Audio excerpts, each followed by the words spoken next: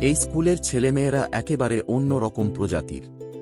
পড়াশোনায় মনোযোগ কম, বরং নকল করাতেই বেশি বিশ্বাসী। টিচার স্টার্ট বলার সঙ্গে সঙ্গেই পরীক্ষার নয়, বরং শুরু হয় চিটস বের করার মহোৎসব। পেন্সিল, ইরেজার, এসব তো ছেলে খেলা। কেউ কলমের ক্যাপের ভেতর, কেউ স্কেলের ভেতর, এমনকি জুতোর ভেতরেও চিট লুকিয়ে এনেছে। একজন মেয়ে পুরো ক্যালকুলেটর খুলে তার ভেতরের ফাঁকে ফাঁকে চিট ঢুকিয়ে এনেছে। যিশুর মূর্তিও রেহাই পায়নি, তার পেছনে পর্যন্ত চিট লুকানো।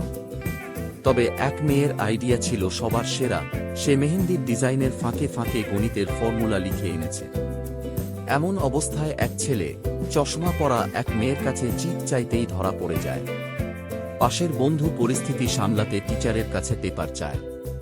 টিচার পেপার দিয়ে ফেরার সময় বন্টুর বোতলে ধাক্কা লাগে।